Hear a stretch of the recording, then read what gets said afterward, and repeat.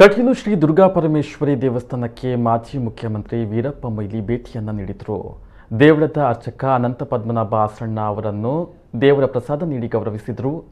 ನಂತರ ಮಾಧ್ಯಮಗಳೊಂದಿಗೆ ಮಾತನಾಡಿದ ಅವರು, ಆಸ್ಕರ್ ಅವರ ಆರೋಗ್ಯ ವಿಚಾರಿಸಲು ಬಂದಿದ್ದೇನೆ. ಅವರ ಆರೋಗ್ಯ ಸುಧಾರಣೆಗಾಗಿ ದೇವರಲ್ಲಿ ಪ್ರಾರ್ಥನೆಗೈಯಲು ದೇವಳಕ್ಕೆ ಭೇಟಿಯನ್ನ ನೀಡಿದ್ದೇನೆ ಎಂದರು. ರಾಜ್ಯ ಸದ್ಯದ ಪರಿಸ್ಥಿತಿಯ ಬಗ್ಗೆ ವಿಚಾರಿಸಿದಾಗ ಅದು ಬಿಜೆಪಿಯವರ ಆಂತರಿಕ ವಿಷಯ, ಅದರ ಬಗ್ಗೆ ಪ್ರತಿಕ್ರಿಯೆ ನೀಡಲು ನಿರಾಕರಿಸಿದರು. ಈ ಸಂದರ್ಭ ಮಾಜಿ ಸಚಿವ ಅಭಯಚಂದ್ರ ಜೈನ್, ಮಾಜಿ ಮೇಯರ್ ಕೆ ಭಾಸ್ಕರ್, ಶಶಿಧರ ಹೆಗ್ಡೆ, ಕೃಷ್ಣಮೂರ್ತಿ, ಮಂಗಳೂರು ಮಹಾನಗರ ಪಾಲಿಕೆಯ ಮಾಜಿ ಸದಸ್ಯ ಅಶೋಕ್ ಡಿಕೆ, ಮಂಜುನಾಥ ಪೂಜಾರಿ ಹೆಬ್ರಿ, ಕೃಷ್ಣಮೂರ್ತಿ ಕಾರ್ಕಳ ಇನ್ನಿತರರು ಉಪಸ್ಥಿತರಿದ್ದರು.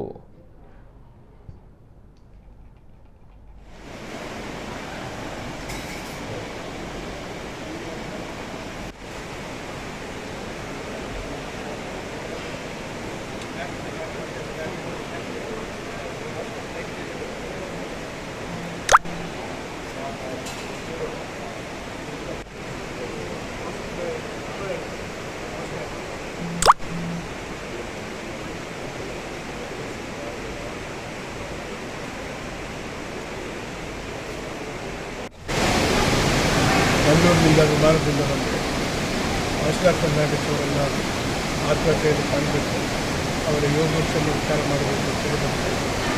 ಬೆಳಿಗ್ಗೆ ಬಂದು ಈಗ ಕಟೀಲು ದೇವಸ್ಥಾನಕ್ಕೆ ಅವರು ಪೂರ್ತಿ ಗುಣಮುಖ ಆಗಬೇಕು ಅಂತೇಳಿ ದುರ್ಗಾ ಪರಮೇಶ್ವರಿ ಅಂತ ಪ್ರಾರ್ಥನೆ ಮಾಡಲಿಕ್ಕೆ ಹರಕೆ ಕೂಡ ಸಲ್ಲಿಸಿದೆ. ಈ ಉದ್ದೇಶದಿಂದ ಇದೆ.